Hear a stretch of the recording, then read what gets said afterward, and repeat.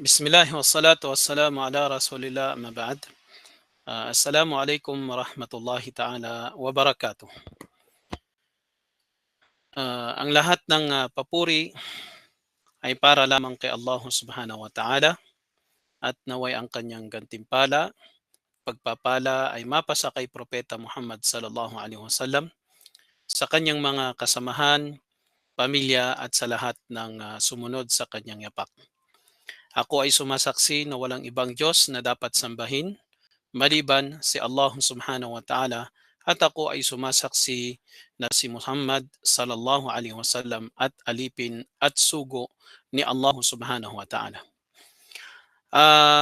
Mga kapatid sa pananampalatayang Islam, lubos ang ating pasasalamat kay Allah subhanahu wa ta'ala sapagkat binigyan niya tayo ng gabay, lakas at ah, pangunawa na siyang dahilan kung bakit tinahak natin ang tamang landas o relihiyon na ito ay walang iba kundi ang pananampalatayang Islam. Sa pagkakataong ito mga kapatid sa pananampalatayang Islam, tulad ng nakita ninyong nakasulat doon sa title, ang paggawa ng anumang kabutihan na ang hangarin ay makamundong bagay. Insyaallah, isa ito sa mga paksa na ating tatalakayin sa pagkakataong ito. Ang tinutukoy doon sa title na ang paggawa ng anumang kabutihan, ang tinutukoy na kabutihan dito ay yaong mga pagsamba na ikinalulugod ni Allah subhanahu wa ta'ala at pinamahal niya, maging ito man ay salita o di kaya ay gawa, na ang hangarin dito ng tao kung bakit niya ito ginagawa o ang pagsamba na ito ay kung bakit niya ito ginagawa ay walang iba kundi ang makamundong bagay lamang. Siya ay nagsasala, nag-aayuno, nagbibigay ng kawang gawa, nag-hajj, na kung saan ang tanging hangad niya lamang dito ay walang iba kundi ang makamit niya ang makamundong bagay. Katotohanan mga kapatid sa pananampalatayang Islam na sinabi ni Allah subhanahu wa ta'ala sa malapit nitong kahulugan, "Man kana yuridul hayata ad-dunya wa zinataha nuwaffi ilaihim a'malahum ila akhiril ayah." Sa malapit nitong kahulugan, dun sa sinabi ni Allah subhanahu wa ta'ala, na man kana yuridul hayata ad-dunya, sino man ang naghahangad sa kanyang pagsamba o ginagawang mabuting gawain ay walang iba kundi ang gantimpala dito sa mundong ito at ang palamuti nito. Sino man ang gumawa ng anumang uri ng pagsamba tulad ng pagdarasal, pag-aayuno, pagbibigay ng kawang gawa, o anumang kabutihan na ikinalulugod ni Allah subhanahu wa ta'ala, na ang kanyang hangarin ay walang iba kundi ang gantimpala dito sa mundong ito at ang mga palumuti na napapaloob dito sa mundong ito, nuwaffi ilaihim a'malahum. Ibig sabihin, ipagkakaloob namin sa kanila ang kanilang mga gawain sa pamamagitan ng pagkakaroon ng kalusugan, kasiyahan sa pamilya, gagantimpalaan sila sa mundong ito sa pamamagitan ng kayamanan o mga anak, wahum fiha la yubkhasun, na kung saan ang gantimpala na ito na hinahangad nila dito sa mundong ito ay hindi ito babawasan sa kanila. Ipagkakaloob sa kanila ni Allah subhanahu wa ta'ala. Wahum fiha la yubkhasun. At sa ibang mga talata, binanggit ni Allah subhanahu wa ta'ala, man kana yuridul ajila ta'ajjalna lahu fiha ma nasha'u liman nurid. Sino man ang naghahangad ng makamundong bagay sa anumang kabutihang kanyang ginagawa ay agad-agad namin itong ibibigay sa kanya, sa sino mang ninanais namin. So ibig sabihin, nasa kapahintulutan at kagustuhan pa rin ni Allah subhanahu wa ta'ala kung ibibigay niya o hindi sa kanyang alipin yung kanyang hinahangad ng walang kakulangan. Anong masakit dito? Ah, Sinabi ni Allah subhanahu wa ta'ala, "Ulaika alladhina laysa lahum fil akhirati ilan nar." Yung mga taong yon na gumawa ng kabutihan nang walang takot kay Allah, na ang tanging hangad lang nila ay makamundong bagay, ibibigay o agarang ipagkakaloob sa kanila ni Allah subhanahu wa ta'ala ang kanilang gantimpala dito sa mundong ito sa kanyang kapahintulutan. Ngunit pagdating nila sa kabilang buhay, anong sabi ni Allah subhanahu wa ta'ala? Sila yaong mga walang anumang gantimpala na makakamit sa kabilang buhay. Ulaika alladhina laysa lahum fil akhirah illa an-nar. Liban sa impyerno. Subhanallah. So, yan ang unang igagantimpala sa kanila ni Allah. Bakit? Sapagkat ang sabi ni Allah subhanahu wa ta'ala, وَحَبِطَ مَا صَنَعُوا فِيهَا. Ibig sabihin, naglaho sa kabilang buhay. Nawalan ng saysay ang kanilang mga ginawa sapagkat wala silang nakuhang gantimpala sa kabilang buhay. Maliban sa apoy na impyerno. وَبَاطِلٌ مَا كَانُوا يَعْمَلُونَ. At dahil walang kabuluhan at dahil mali ang kanilang ginawa. Ginawa nila ang mga bagay na ito hindi para kay Allah subhanahu wa ta'ala, kundi ginawa nila ang mga bagay na ito dahil sa paghahangad lamang nila ng makamundong bagay. Subhanallah. Ay kana amaluhum fi nafsihi batilan li'annahu lam ya'mal liwajhin sahih. So, walang saysay, walang kabuluhan yung kanilang ginawa sapagkat mali yung hangarin ng kabutihan na kanilang ginawa dito sa mundong ito. So ibig sabihin, anumang gawain na walang kabuluhan, walang saysay, wala silang anumang gantimpala na makakamit sa kabilang buhay. Subhanallah. So iiwas nawa tayo ni Allah subhanahu wa ta'ala sa ganitong uri ng gawain. Kabilang sa mga paliwanag ng ayang ito, ilan sa mga salaf na kung saan binanggit nila na maraming uri ng tao ang napapaloob dito sa aya na ito. So yung mga tao na napapaloob sa aya na ito na kung saan pagdating nila sa kabilang buhay wala silang makakamit na gantimpala sa anumang kanilang kabutihan na ginagawa kundi ang parusa ni Allah subhanahu wa ta'ala dahil sa kawalan ng saysay ng kanilang ginagawa, dahil sa pagiging mali ng kanilang ginagawa, ay iba't ibang uri yung mga klase na napapaloob dito. Kabilang sa kanila, qala huna, famin dhalika al-amalu salih alladhi yaf'aluhu kathirun minan nas ibtigha'a wajhillah min sadaqatin ila akhiri qawlihi. So ang unang klase o grupo ng mga tao na napapaloob sa aya na ito na binanggit natin ay yung paggawa ng kabutihan na ginagawa ng karamihan ng mga tao. Tulad ng sadaka o kaya pagdarasal, pagiging mabuti, wa tarkul dhulm. Ginagawa nila ito para kay Allah subhanahu wa ta'ala at iniiwan nila ang mga masasamang bagay na ito, yung pag-iwan ng pandaraya, para kay Allah subhanahu wa ta'ala, lakinnahu la yuridu thawabahu fil akhirah. Ngunit, hindi niya hinahangad ang gantimpala sa kabilang buhay. Ang gusto lang niya is gantimpalaan siya ni Allah subhanahu wa ta'ala sa pamamagitan ng pangangalaga ni Allah sa kanyang kayamanan at mapalago ito.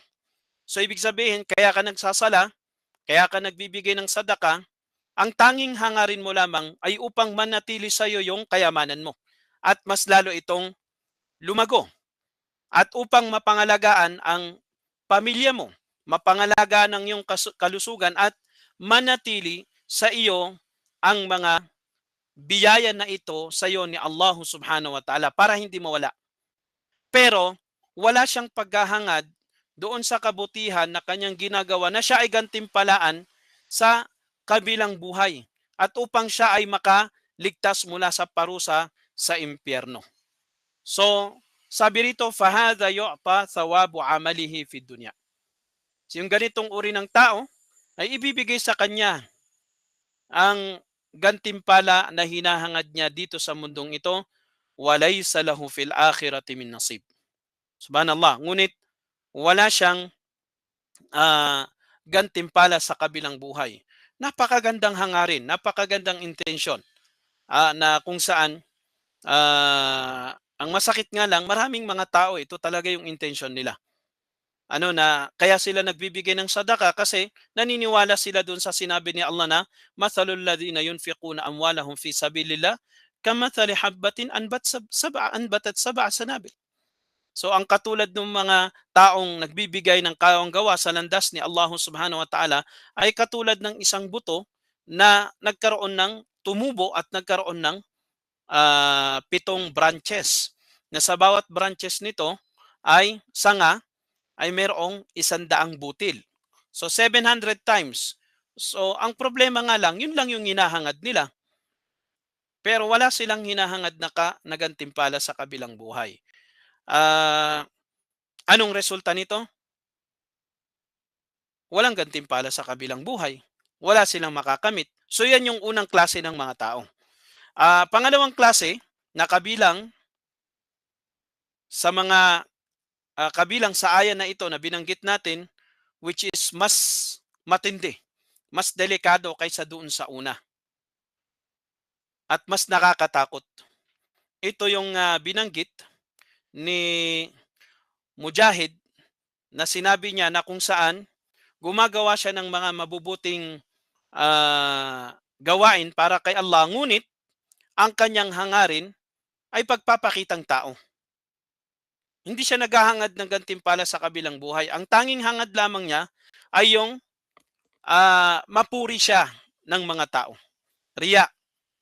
At ito yung binanggit ng Propeta Muhammad sallallahu alaihi wasallam na ala ukhbirukum bima huwa akhwafu alaikum indi min masihid dajjal. Gusto nyo bang sabihin ko sa inyo ang isang bagay na mas nakakatakot para sa akin, na kinakatakutan ko sa inyo? Mas matindi pa ito kaysa kay Masih Dajjal.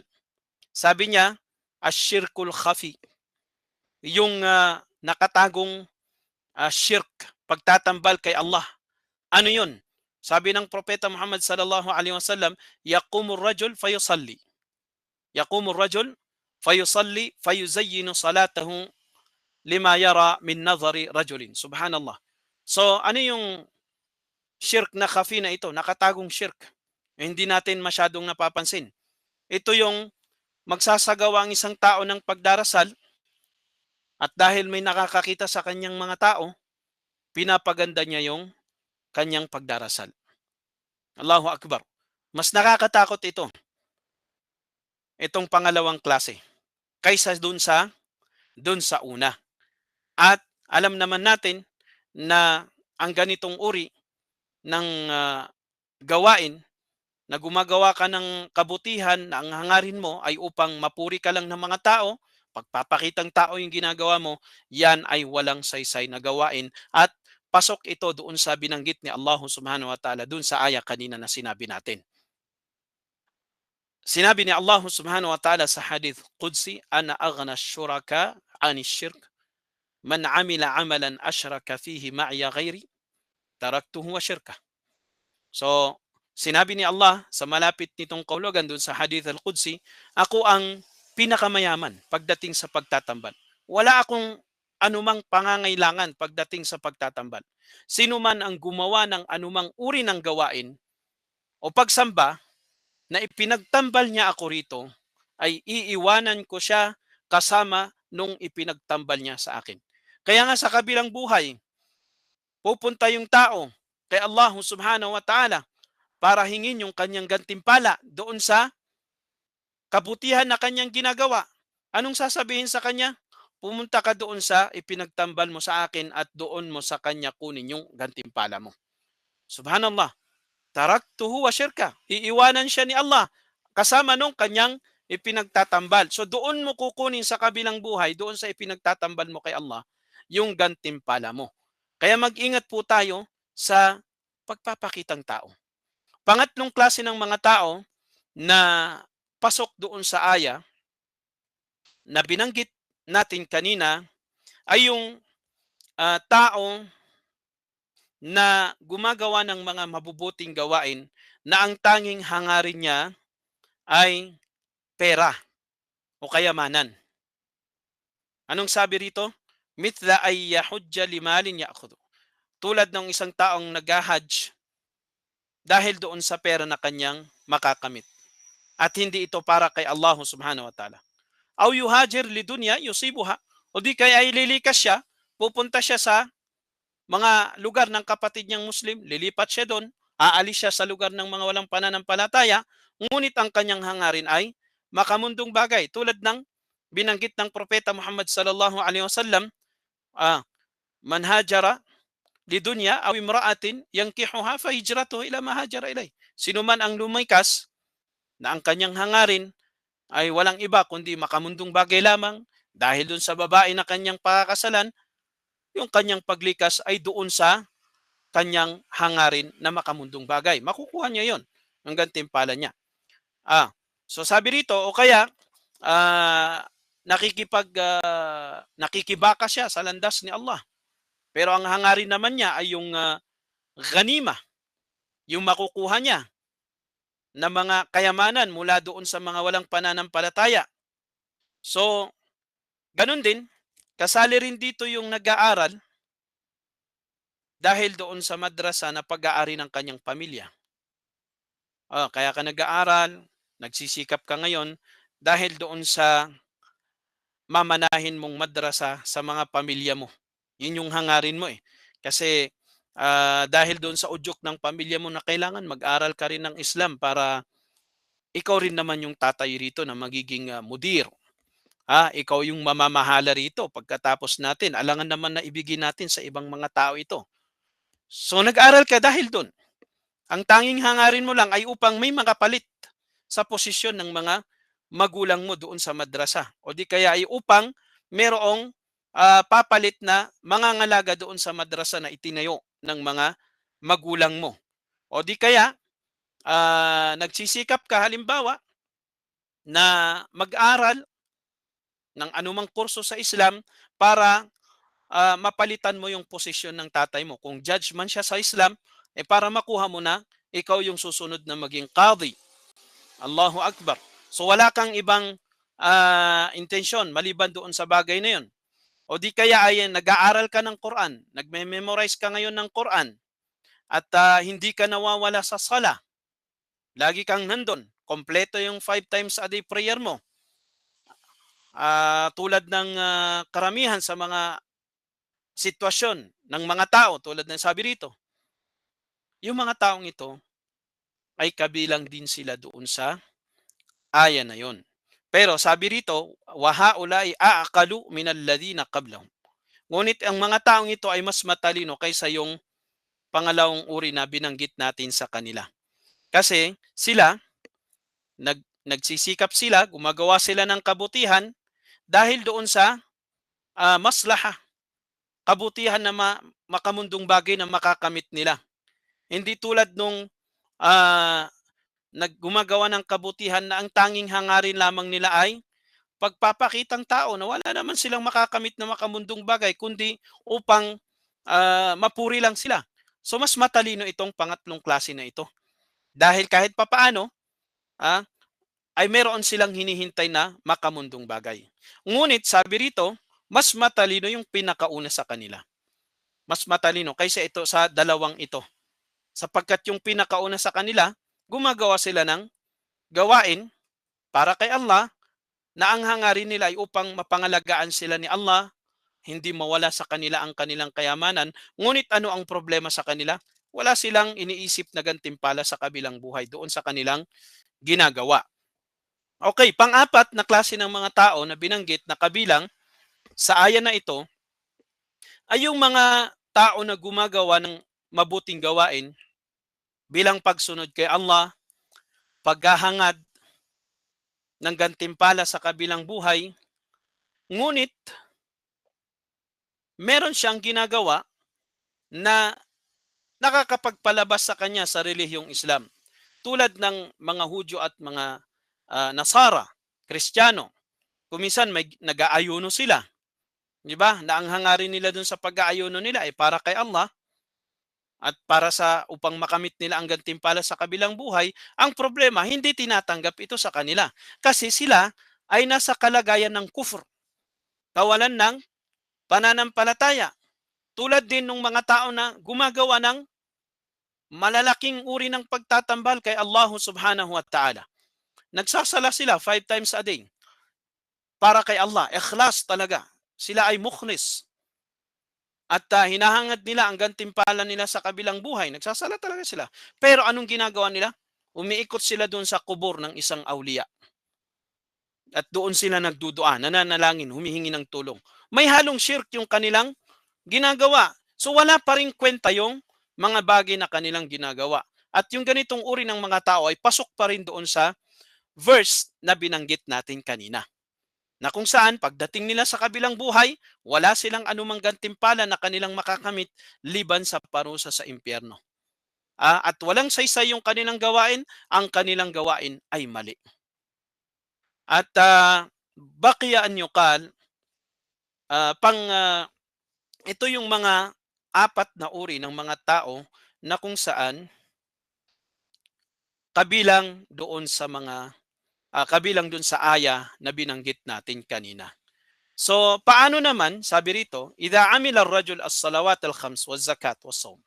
So, pag gumawa ng mabuting gawain ng isang tao tulad ng pag 5 times a day prayer, pagbibigay ng zakat, pag-aayuno, pag-hajj, na ang tanging hangarin niya lamang dito ay ang makamit ang gantimpala sa kabilang buhay. Ngunit kalaunan, nung nag-hajj ulit siya, nag-iba na yung kanyang hangarin. Bumaliktad. Bumaliktad. Ang kanyang naging hangarin doon sa pangalawang hajj niya ay para makamit niya ang makamundong bagay. Magkaroon siya ng kita doon sa kanyang ginagawang hajj. Ganon din doon sa kanyang ginagawang pagdarasal o pag-aayuno. So, sabi ng mga scholar, fahuwa lima ghalaba alayhi minhuma. So kung saan doon sa dalawa ang mas matimbang, doon siya mapupunta. Kung mas matimbang yung mga ginagawa niya na mga kabutihang gawain sa kabilang buhay, kaysa yung mga ginagawa niya na mga makabubuting gawain na ang hangarin niya ay makamundong bagay, doon siya mapupunta sa paraiso. Pero kung naging mas matimbang itong isa, yung ginagawa niya na makamundong bagay kaysa yung ginagawa niya na para sa kabilang buhay, doon siya mapupunta sa impyerno. So titimbangin yan. Kaya bantayan po natin mga kapatid sa pananampalatayang Islam ang hangarin natin, intention natin sa paggawa ng mga mabubuti. Huwag tayong gagawa ng kabutihan na ang tanging hangad lamang natin ay yung maproteksyonan ang ating kayamanan at mas lalong lumago. Ito yung karamihan. Pinapaalalahanan natin yung sarili natin kasi kung papansinin natin, tatanungin natin ngayon yung sarili natin, bakit ka nga ba nag-aaral? Kung sasagutin mo ng tapat na sagot, ito talaga yung lalabas na sagot. Kaya mo ito ginagawa para mas lalong palaguhin ni Allah sa iyo yung kayamanan mo. Para ikaw ay mas lalong humaba ang buhay mo. Ang delikado rito kapag wala kang intention man lang na upang makamit yung gantimpala mo sa kabilang buhay. So delikado yan. Iwasan natin yung ganitong uri ng paghahangad sa mabuting gawain. Pangalawa, kapag ginagawa mo ang kabutihan upang ikaw ay purihin ng mga tao, delikado rin yan. Papasok doon sa aya na binanggit natin. At kapag naging 100% na ito lang yung tanging hangarin mo bakit mo ito ginagawa, ay tiyak na makakalabas ka sa Islam. Ganun kadelikado. Pangalawa ay yung paghahangad natin ng kabutihan na ang tanging hangarin lang naman natin dito ay yung makamundong bagay. Pang-apat ay yung gagawa tayo ng mga kabutihan pero nahahaluan ito ng shirk, pagtatambal kay Allah na nakakapagpalabas sa iyo sa Islam. So lahat ng ito, ganitong uri ng gawain o hangarin, lahat ng ito ay hindi tatanggapin ni Allah subhanahu wa ta'ala. Ah, paano naman yung mga nagtatrabaho? Halimbawa, yung mga guro na nagtuturo sa Islam pero kumukuha ng sahod o di kaya ay pinuno ng mga Muslim sa bansa ng Islam na kumukuha ng mga sahod. Ito ba ay kabilang din? Sila ba ay mapapabilang doon sa banta na binanggit ni Allah subhanahu wa ta'ala doon sa ayah? So, ang sabi ng mga scholar, ito ay depende sa kung ano yung nasa kanyang puso. Kung ang original na hangarin niya, bakit bakit siya nagtuturo? Bakit bakit niya pinamumunuan ang mga Muslim? Halimbawa, sa isang madrasa, so isang gobyerno ng Islam, ay ikhlas kay Allah, pagiging tapat niya ito kay Allah at upang makatulong siya sa mga Muslim. So napakabuti itong hangarin at hindi makakapinsala ang anumang makamundong bagay na ibinibigay sa kanya. Hindi makakapinsala ang anumang makamundong bagay o anumang sahod na kanyang na kukuha dahil originally ang kanyang intention is yung tapat na hangarin niya. Ginagawa niya ito para kay Allah at ginagawa niya para sa kabutihan ng mga Muslim. Anong dalil nito? Sinabi ni Allah subhanahu wa ta'ala, "Wa'adakumullahu maghanima kathiratan ta'khudunaha." So tignan ninyo, isa sa mga pinakamarangal na pagsamba kay Allah subhanahu wa ta'ala yung pakikibaka sa kanyang landas. Pagprotekta sa mga bansa ng kamusliman. Anong sabi ni Allah? Pinangakuan kayo ni Allah subhanahu wa ta'ala ng mga maraming reward, mga ganima na makukuha ninyo pag natalo ninyo yung mga kalaban. So tignan ninyo, napaka rangal para kay Allah, napakatindi na uri ng pagsamba. Ngunit hinikayat pa rin sila ni Allah subhanahu wa ta'ala na liban pa dun sa kabilang buhay, gantimpala sa kabilang buhay, na makakamit ninyo ay pinangakuan kayo ni Allah ng mga makamundong bagay na gantimpala. So, sabi ng mga eskola, as long as ang original na intention mo ay walang iba kundi ang makamit mo ang gantimpala ni Allah sa kabilang buhay, walang iba kundi makapagbigay ka ng kabutihan sa mga kamusliman, hinding-hindi makakapinsala sa iyo ang anumang sahod o makamundong bagay na nakakamit mo. So, tandaan po natin yan. Kaya, huwag po tayong magpalinlang doon sa mga kulang ang kaalaman sa Islam na nagsasabi na itong mga nagtuturo sa Islam, nagdadakwa sa Islam, nag-iimam, nag-aadhan na kumukuha ng mga sahod, mga musyrik yan, mga walang pananampalataya yan. Ang idinadalil nila ay yung sinabi ni Allah na, ittabi'u man la yas'alukum ajran wa hum muhtadun.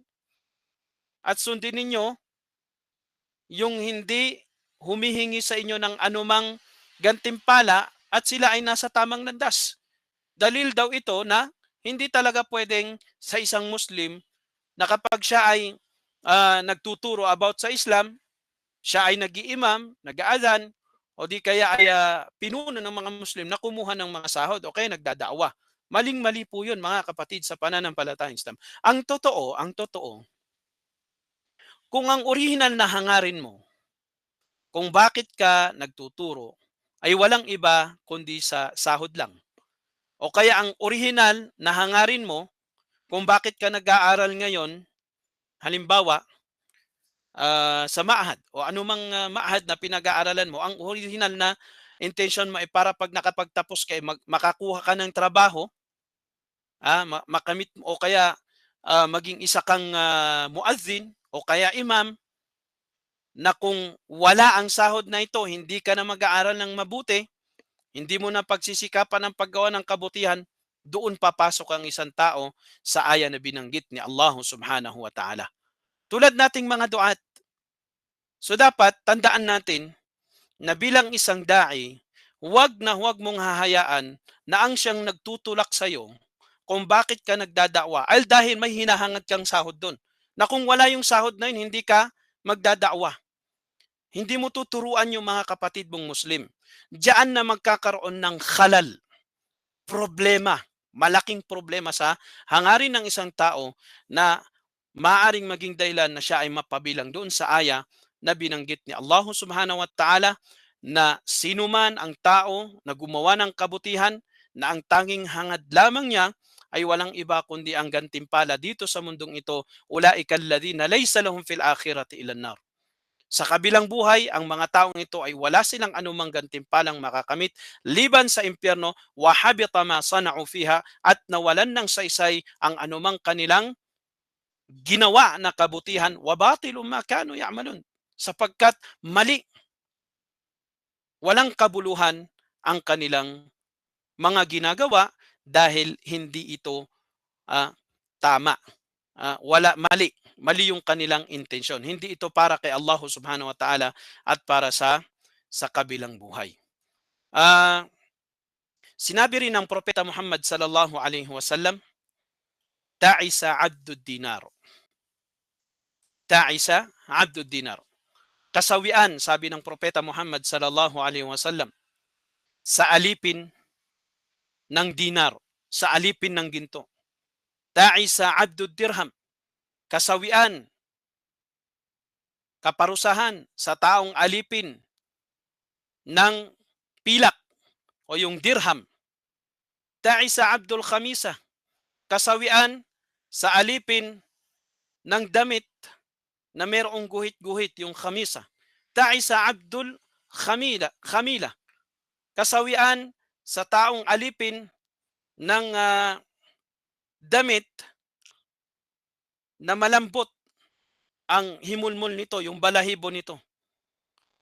Ta'isa wantakas. Sabi ng Propeta Muhammad sallallahu alaihi wasallam, kasawian at pagkabigo, wa idha shika falantakas, na kapag siya ay nadapa at tinamaan ng tinik ang kanyang paa, ay hindi niya ito kayang tanggalin o walang sinumang may kakayahan na tanggalin ang bagay na ito. So sa hadith na ito, mauunawaan natin mga kapatid sa pananampalatayang Islam na yung tao na wala siyang iman kundi ang makamundong bagay, tanging ang kanyang hangarin ay ang makamit ang anumang kayamanan dito sa mundong ito, ang puso niya connected lamang sa ginto, pilak, mga magagarang damit, yan yung nasa puso't isipan niya, na kung saan kapag siya ay idha radi, nakasalalay doon yung kasiyahan niya, na kung saan pag siya ay binigyan, nalulugod siya, pero pag siya ay pinagkaitan, siya ay nagagalit.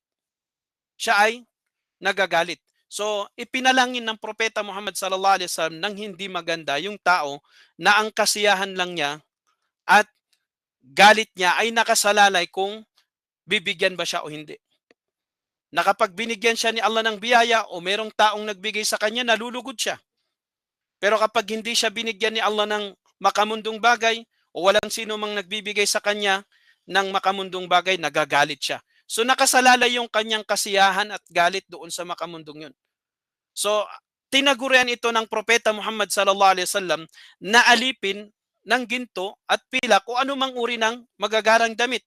Kasi bakit? Sapagkat ang tanging hangarin niya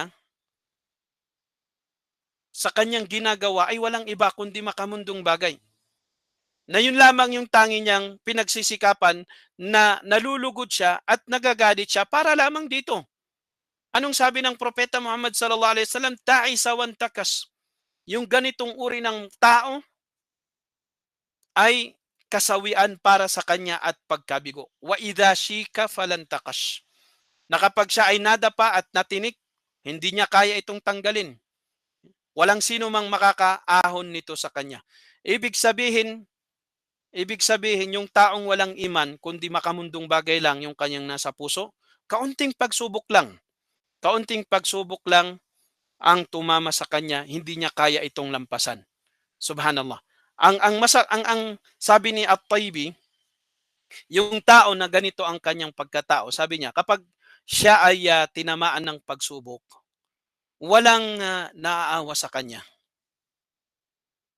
Kumbaga, walang lumalapit sa kanya ng mga tao na para gumaan yung pasanin na kanyang nararamdaman. So tignan ninyo, kaya napakaganda talaga 'pag ang buhay natin ay para lamang kay Allah Subhanahu wa Ta'ala, kasi si Allah mismo ang magpapadala sa atin ng mga tao na, kapag tinatamaan tayo ng pagsubok, nandiyan sila, na kung saan kabilang sila sa mga tao upang maibsan natin, mapagaan yung pagsubok na ating hinaharap. Hindi katulad nung tao na napakaramot, bakil jiddan, masyadong gahaman sa pera, kamumuhian siya ng mga tao. At kapag tinamaan siya ng pagsubok, imbis na malungkot sila, mas lalo silang natutuwa. Yan ang masakit. Yan ang masakit sa taong ang ang kaligayahan lamang niya ay nakasalalay sa makamundong bagay.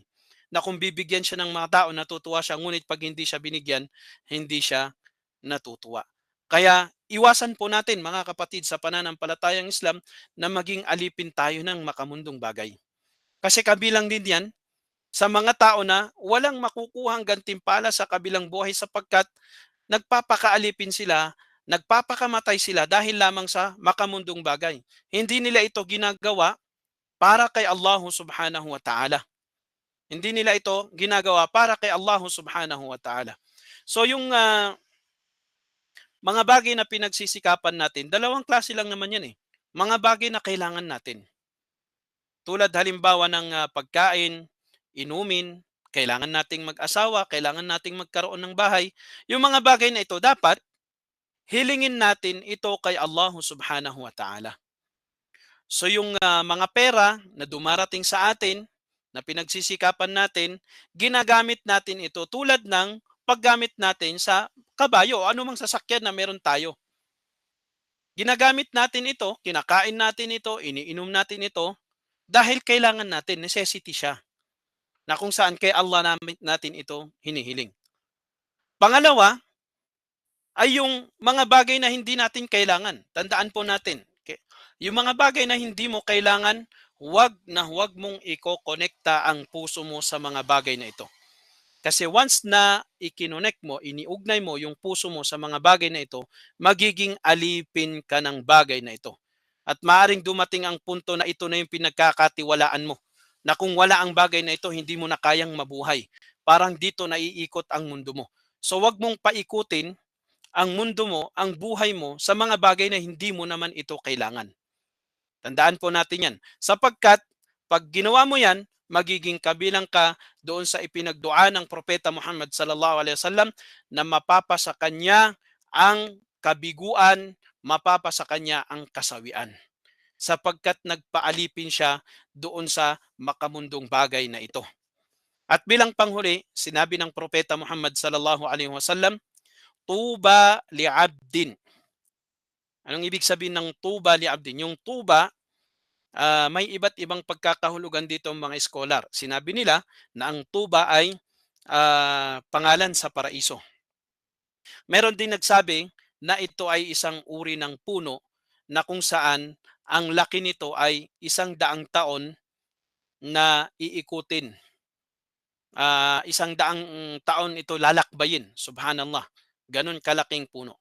At ilan din sa mga scholar, ang ibig sabihin daw ng tuba ay yung magandang pamumuhay. Which is lahat ng ito ay pasok doon sa kahulugan ng tuba.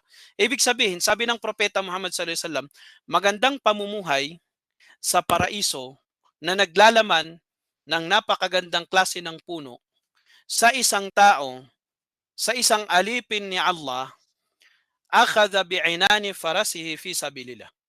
Na kinuha niya ang kanyang kabayo para sa landas ni Allah Subhanahu wa Ta'ala.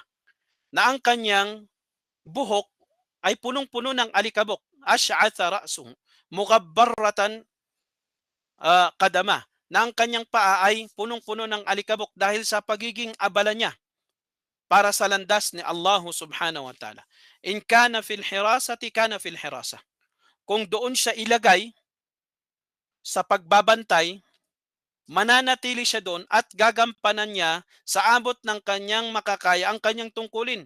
At kung doon naman siya ilagay sa likuran ng mga sundalo, ay gagampanin pa rin niya ang kanyang tungkulin na kung saan ginagawa niya ito hindi dahil sa paghahangad niya na magkaroon siya ng mataas na posisyon. Ang mahalaga, ginagawa niya ang bagay na ito para kay Allah subhanahu wa ta'ala upang makamit niya ang gantimpala sa kabilang buhay at hindi na niya hinahangad ang pagpapuri ng mga tao. Wala siyang pakialam kung maging sikat man siya o hindi. Ang mahalaga, gumagawa siya ng kabutihan para kay Allah subhanahu wa ta'ala. Ah, Inista'dhana lam yu'dhan lahu. Na kung saan umaabot sa punto na dahil hindi nga siya kilala at ayaw niyang magpakilala, maging sikat sa mga tao, pag nagpapaalam siya na pumasok sa tahanan ng mga pinuno, hindi siya pinapapasok. Wa in syafa'a lam yusyaffa. Umaabot sa punto na kapag siya ay humihingi ng pamamagitan, ano, mamamagitan siya sa isang tao, hindi siya pinapayagan. Hindi siya pinapapasok sa mga bahay ng mga pinuno kasi nga hindi siya kilala eh. Wala siyang mataas na antas sa lipunan dahil sa hindi niya paghahangad ng mga bagay na ito. Anong sabi ng propeta Muhammad sallallahu alaihi wasallam? Tuba. Mapapasa kanya yung maginhawang pamumuhay sa paraiso na punong-puno ng gantimpala. Yung tao na ah, iniiwanan niya yung pagmamahal ng posisyon o anumang kayamanan dito sa mundo, kasikatan. At mas pinipili niya na siya ay hindi maging kilala at mas pinipili niya ang pagiging mapagkumbaba. Wala siyang pakialam kung anong sinasabi patungkol sa kanya ng mga tao. Hindi na niya iniisip kung pupurihin ba siya o hindi ng mga tao doon sa kanyang ginagawa. Ang mahalaga, ginagawa niya ang anumang kabutihan na kanyang ginagawa para kay Allah subhanahu wa ta'ala at dahil doon sa gantimpala na kanyang makakamit sa kabilang buhay. Ibig sabihin mga kapatid sa pananampalatayang Islam, pagkatapos nating tukuyin kanina yung mga maling hangarin sa mga kabutihan na ating ginagawa, itinuro sa atin ng Propeta Muhammad sallallahu alaihi wasallam, paano nga ba maging tama yung hangarin natin? Na kung saan magiging dahilan para hindi tayo mapabilang doon sa aya na binanggit natin kanina. Ang hangarin natin ay walang iba kundi ang gantimpala ni Allah subhanahu wa ta'ala sa kabilang buhay sa anumang kabutihan na ating ginagawa.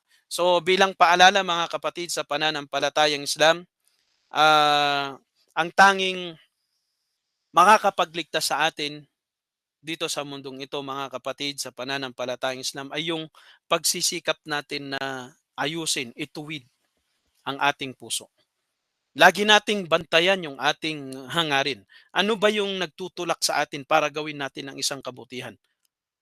Bago mo gawin ang isang bagay, ano nga ba ang nagtulak sa akin? Dahil nga ba gusto kong mapangasawa si fulana? Kasi narinig ko yung pamilya niya religious, ay ang gusto daw nila relihiyosong tao. So kung yun ang dahilan na kung bakit ka kumikilos, nagsisikap na magdakwa, nagsisikap na magsala, ituwid mo yun kapatid sa pananampalatayang Islam. Nasa delikadong kalagayan ka. Nasa napakadelikado, hindi lang delikado kundi napakadelikadong bagay. Dapat nating tandaan na ang ating puso walang ibang nagmamay-ari nito kundi kay Allah, kundi si Allah subhanahu wa ta'ala. At ang pusong ito ay hindi magiging maligaya maliban sa pamamagitan ng nagmamay-ari nito. La tu'alliq qalbaka siwallah.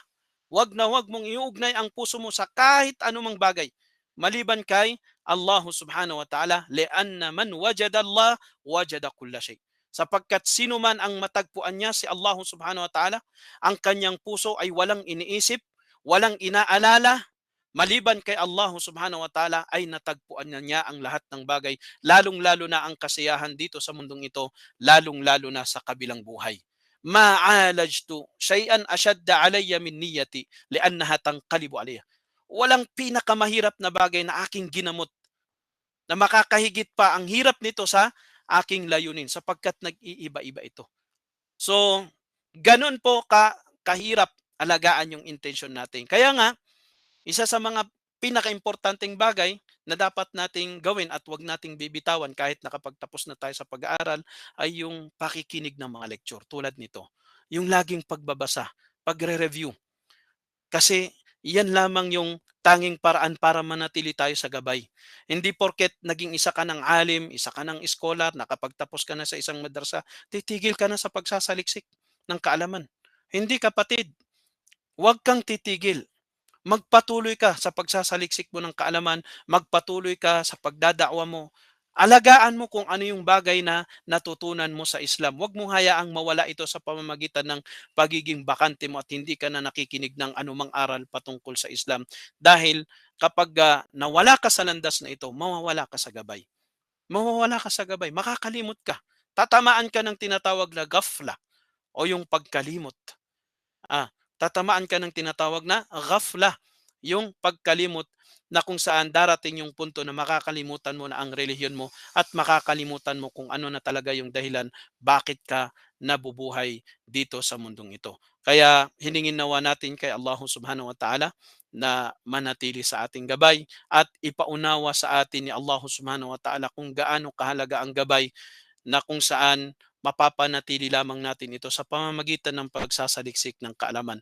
Tulad nga ng sabi nila, sabi ni Ibn Qayyim, kung ang pagkain at inumin ay kailangan natin ito ng 2 o 3 beses, فإننا نحتاج إلى هداية بعدد الأنفاس. Subhanallah.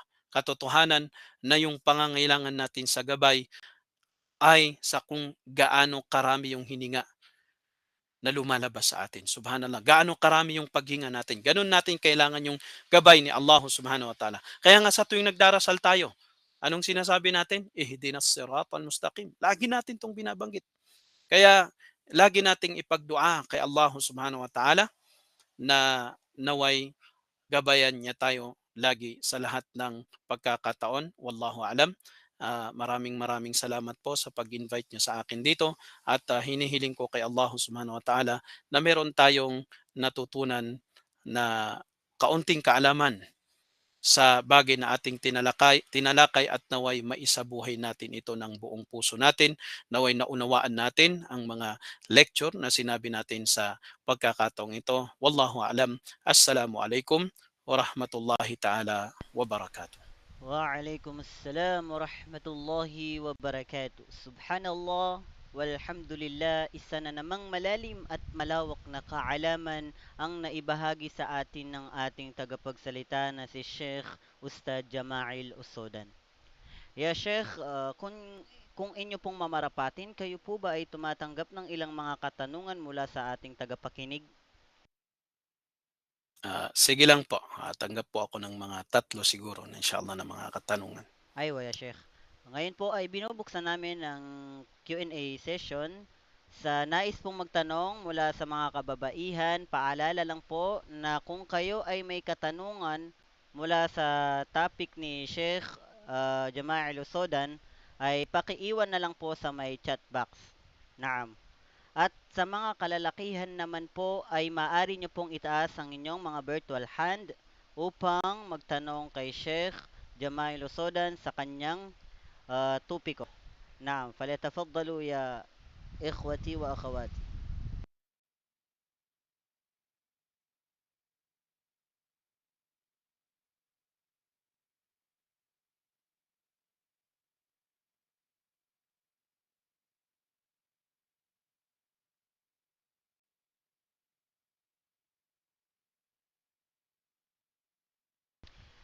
Okay, Sheikh,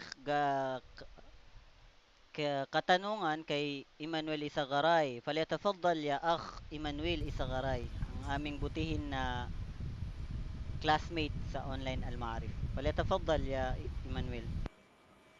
Barakallahu fik Ustad Said Ali.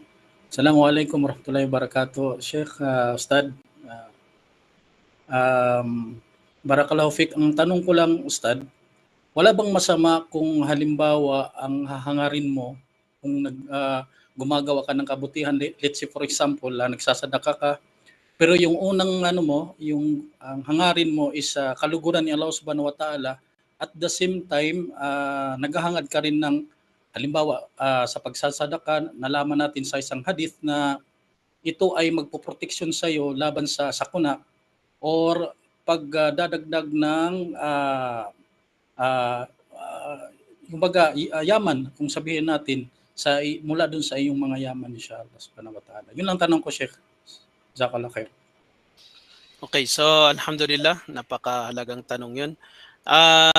Wala naman pong masama kung ang hangad natin, kabilang sa mga hangarin natin, bakit tayo gumagawa ng kabutihan ay upang mapangalagaan yung ating kayamanan, mas lalong lumago yung kayamanan natin o maproteksyonan yung ating buhay at mas lalo itong mahaba, as long as yung pinaka-original na hangarin natin ay yung makuha natin ang gantimpala nito sa kabilang buhay. Makuha natin yung gantimpala nito sa kabilang buhay. Kaso nga lang, kung gusto nating maging 100% na walang halong anumang bagay yung niyat natin, yung tinatawag nilang 100% ikhlas tayo doon sa ginagawa natin, is mas magandang wag nating haluan ng anumang makamundong bagay. Sinasabi ng mga scholar na okay naman to, kaya lang ang problema medyo nababawasan yung reward natin. Medyo nababawasan yung reward natin sapagkat ang sabi ni Allah, "Innama nut'imukum liwajhillahi la nuridu minkum jazaan wala syukura." Katotohanan na amin kayong pinapakain, binibigyan ng kabutihan na wala kaming ibang anumang gantimpalang hinahangad mula sa inyo na anumang gantimpala o kaya pagpapasalamat. So the more na 100% khalis na ang ating hangad sa mga ginagawa natin ay the more na mas malaki yung reward natin. Kasi nga, anong sabi ng Propeta Muhammad sallallahu alaihi wasallam, "Al-kayyisu man dana nafsahu wa alima lima ba'da al-maut." Ang matalinong tao ay yung linilitis niya yung kanyang sarili at gumawa siya ng kabutihan para lamang sa kanyang kabilang buhay. Hindi talaga ang hangad niya is, yun nga, yung sinasabi nating hahaba yung buhay natin, yayaman natin. Although, kasama na talaga yun sa ibibigay na reward ni Allah. Pero as much as possible, gawin nating 100% yung gawain natin na para lamang sa kabilang buhay. At kung maging kasali man yun, which is talagang magiging kasali yun, inshallah, ay kompleto talaga at 100% yung reward na makukuha natin. So the more na nahahaluan ng makamundong bagay yung niya natin, the more na medyo bumababa yung ikhlas. Pero hindi naman talaga totally masama yun. Medyo nababawasan nga lang. Mafhum? Emmanuel? Naam Ustad, jazakallah khair. أيوة وإياك. نعم. من عنده سؤال سؤال؟ سؤال ثاني شيخ من mula sa kababahian, ang pagtuturo po ba sa secular education, may gantimpala po ba ito?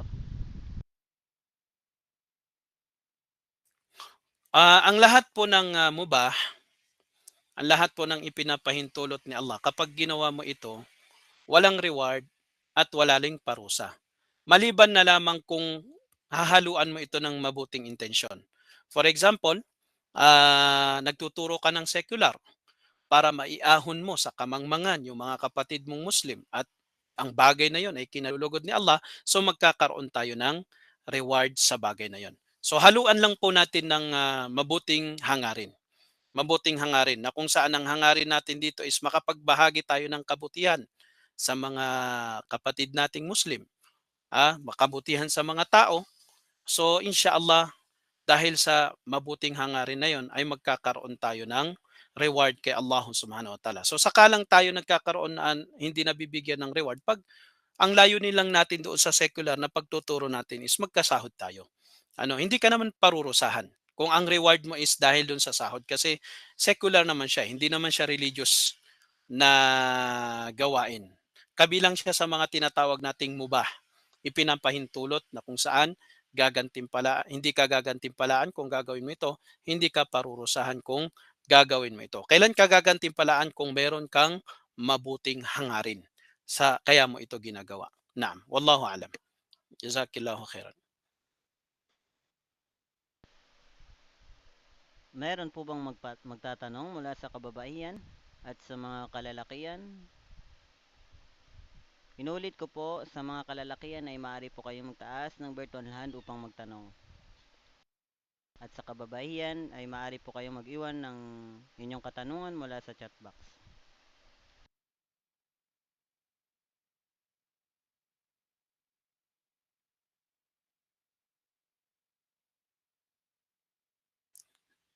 siguro wala na, no? Naam, Inshallah. naam, Sheikh. So, jazakallahu khairan sa ating butihing tagapagsalita ng aming pinakamamahal na Ustad Jama'il Usodan mula sa Online Al-Ma'arif. Naam. At sa mga nakibahagi ay maraming salamat po sa inyong walang sawang pagtangkilik sa aming online muhadara tuwing gabi. Naam. So bilang pagtatapos ya Sheikhana, inihiling po namin sa inyo na magbigay sa amin ng panghuling salita at pangunahan po kami sa Kafaratul Majalis. Okay, so hilingin natin kay Allah Subhanahu wa Ta'ala na naway lagi tayong bigyan ng tawfiq, gabay na huwag magsawa sa pagsasaliksik ng kaalaman, gaano man karami ang kaalaman na ating maabot sapagkat ito'y ipinag-utos mismo ni Allah Subhanahu wa Ta'ala kay Propeta Muhammad sallallahu alaihi wasallam na lagi niyang ipanalangin kay Allah na Rabbi zidni ilman. So hindi inutusan ni Allah ang Propeta Muhammad sallallahu alaihi wasallam na ya Allah paramihin mo ako ng kayamanan, pahabain mo ang aking buhay. Ang tanging sinabi ipinag-utos sa kanya ni Allah ay yung dagdagan mo ako ng kaalaman sapagkat ang kaalaman ay gabay at magiging daan ito upang tayo ay makapasok sa paraiso ni Allah Subhanahu wa Ta'ala. Hanggang diyan na lamang po. Maraming salamat po sa inyong lahat at gantimpalaan nawa kayo ni Allah Subhanahu wa Ta'ala sa inyong walang sawang pakikinig at pagsasaliksik ng kaalaman. Aqulu qawli hadha astaghfirullah li wa lakum wa lisairil muslimina min kulli dhanb fastaghfiruhu innahu huwal ghafurur rahim. Subhanakallahumma wa bihamdik nashhadu an la ilaha illa ant nastaghfiruk wa natubu ilayk. Assalamu alaikum warahmatullahi ta'ala wabarakatuh. Waalaikumsalam warahmatullahi Wallahi wabarakatuh. wabarakatuh. Alhamdulillah, naway maging ilaw at gabay ang ating natutunan ngayon gabi. Hindi sapat ang kaalaman kung hindi ito isa sa buhay. Gamitin natin ito upang lalo tayong mapalapit kay Allah Subhanahu wa Ta'ala. Hanggang sa muli mga kapatid sa pananampalatayang Islam. Wassalamu alaikum warahmatullahi wabarakatuh.